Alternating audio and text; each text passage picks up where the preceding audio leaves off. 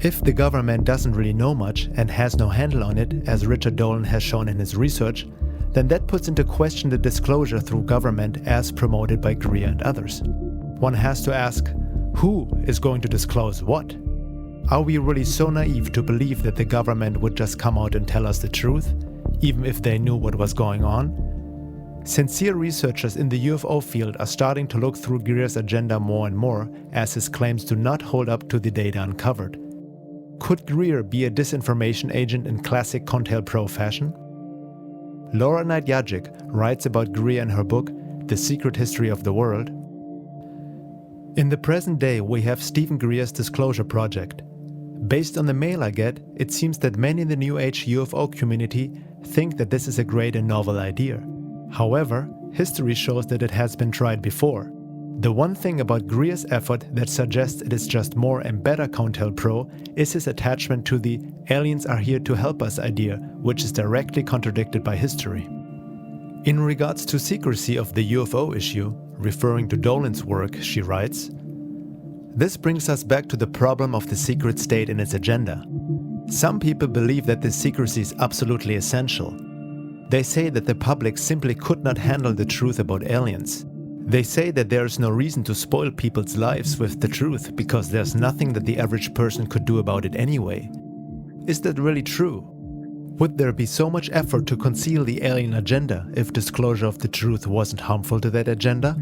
Dolan's chronological history of the actual interaction between UFOs and the public and the corresponding behavior of the military, the intelligence community, the media, the scientific community in its interaction with the public make this abundantly clear.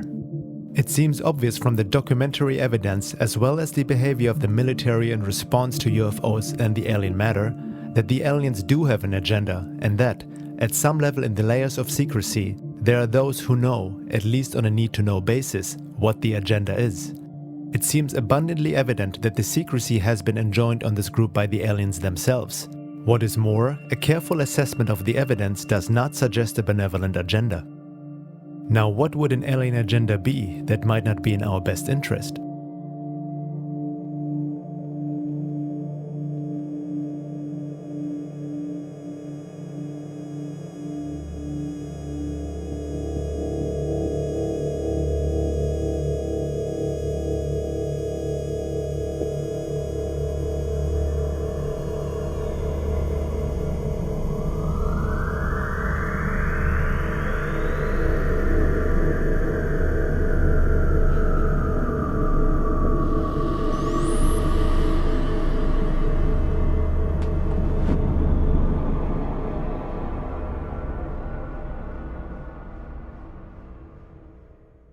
A very important issue, which Stephen Greer and many supporters of the benevolent alien scenario seem to completely miss, distort, or deny, is the topic of alien abductions.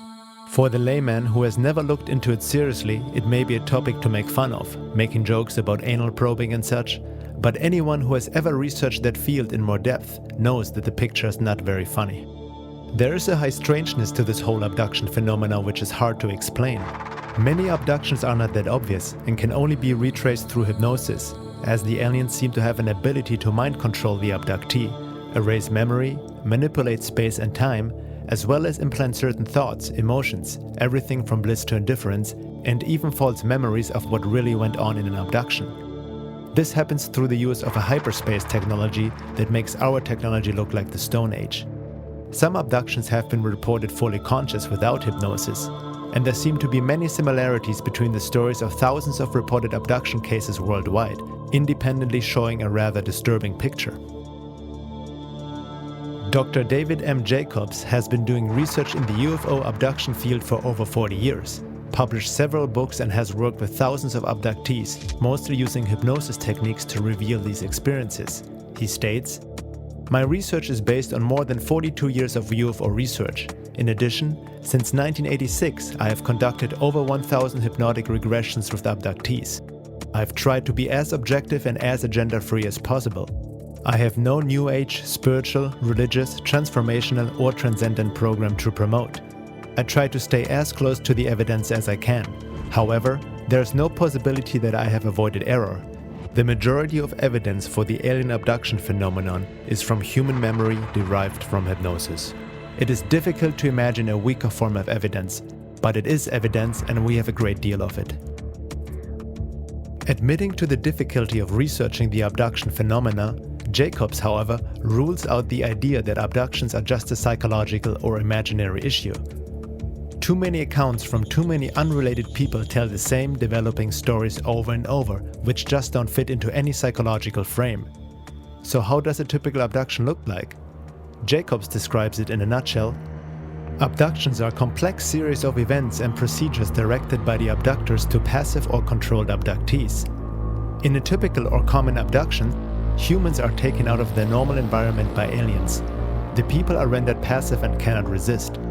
They are taken aboard a UFO, their clothes are removed, and they are made to lie on a table. A series of physical, mental, and productive procedures are then administered to the subjects. People's physical bodies are probed and examined, sperm is taken, eggs are harvested. The aliens perform staring procedures during which they gaze into abductees' eyes at a distance of only an inch or two.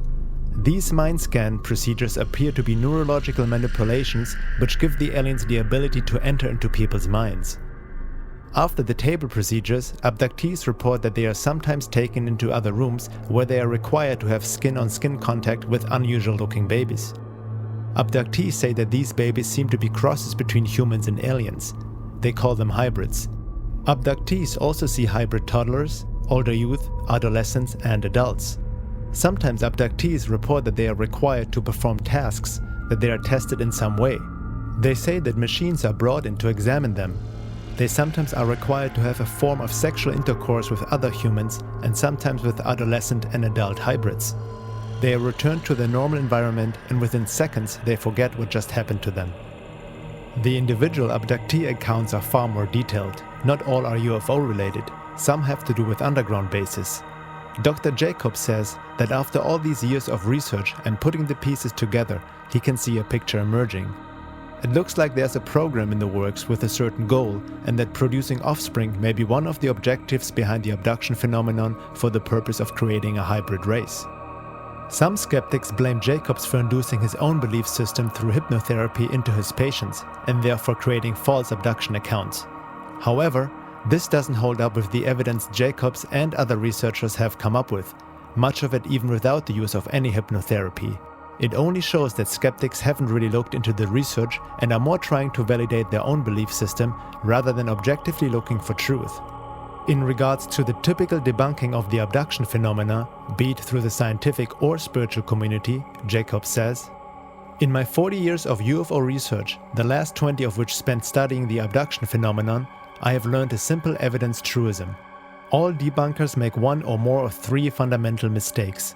They do not know the evidence, they ignore the evidence, or they distort the evidence. Any of these errors would be catastrophic and perhaps even scientifically dishonest when writing about something of accepted scientific consequence. Leaving in mistakes is tantamount to ignoring or to distorting the evidence. Unfortunately, when it comes to abductions, all debunkers comply with the evidence truism. There are no exceptions." Dr. Rick Strassman, author of DMT, the Spirit Molecule, hypothesizes that alien abductions are brought on by the accidental release of DMT, dimethyltryptamine, produced by the pineal gland inside the brain. While conducting DMT research in the 1990s at the University of New Mexico, Dr. Strassman advanced the theory that a massive release of DMT from the pineal gland prior to death or near death was the cause of the near-death experience NDE phenomenon.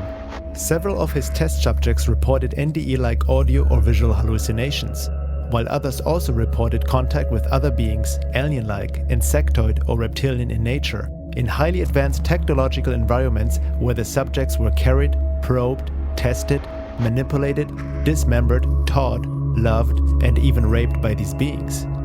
It is interesting to note how similar the accounts of his test subjects, who were administered DMT intravenously, are in comparison to what can be found in abduction research.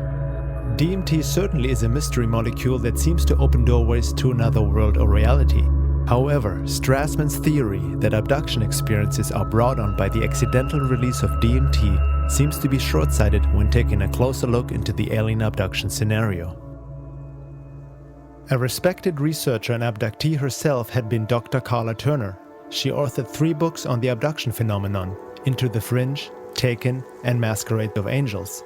She died of a strange fast-acting cancer in 1996 after being threatened for her work. She was just 48 years old. Dr. Turner confirmed the work of Jacobs and others. However, she thinks that the creation of a hybrid race is not the whole picture, as there are many cases of abductions that show different behaviors and agendas. She really must have struck a chord, as she was harassed by agents and military alike throughout her life until her death.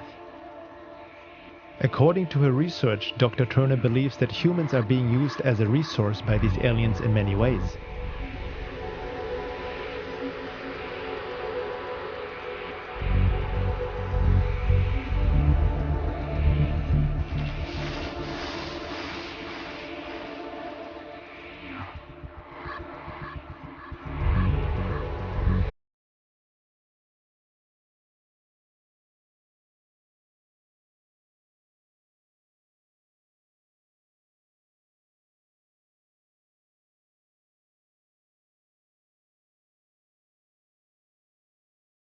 Here is a list she put together based on countless abduction accounts, research, and analysis.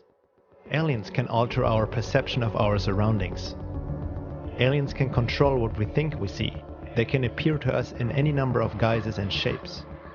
Aliens can take us, our consciousness, out of our physical bodies, disable our control of our bodies, install one of their own entities, and use our bodies as vehicles for their own activities before returning our consciousness to our bodies. Aliens can be present with us in an invisible state and can make themselves only partially visible. Abductees receive marks on their bodies other than the well-known scoops and straight-line scars. These other marks include single punctures, multiple punctures, large bruises, 3- and 4-fingered claw marks, and triangles of every possible sort. Female abductees often suffer serious gynecological problems after their alien encounters, and sometimes these problems lead to cysts, tumors, cancer of the breasts and uterus, and to hysterectomies. Aliens take body fluids from our necks, spines, blood veins, joints, such as knees and wrists, and other places. They also inject unknown fluids into various parts of our bodies. A surprising number of abductees suffer from serious illnesses they didn't have before their encounters. These have led to surgery, debilitation, and even death from causes the doctors can't identify. Some abductees experience a degeneration of their mental, social, and spiritual well-being. Excessive behavior frequently erupts, such as drug abuse, alcoholism, overeating, and promiscuity. Strange obsessions develop and cause the disruption of normal life and the destruction of personal relationships. Aliens show a great interest in adult sexuality, child sexuality, and in inflicting physical pain on abductees. Abductees recall being instructed and trained by aliens. This training may be in the form of verbal or telepathic lessons, slideshows, or actual hands-on instruction in the operation of alien technology. Abductees report being taken to facilities in which they encounter not only aliens, but also normal-looking humans, sometimes in military uniforms, working with the alien captors. Abductees often encounter more than one sort of alien during an experience, not just the greys. Every possible combination of grey, reptoid, insectoid, blonde, and widow's peak have been seen during single abductions, aboard the same craft or in the same facility. Abductees report being taken to underground facilities where they see grotesque hybrid creatures, nurseries of hybrid humanoid fetuses, and vats of colored liquid filled with parts of human bodies. Abductees report seeing other humans in these facilities being drained of blood, being mutilated, flayed, and dismembered, and stacked lifeless like cords of wood.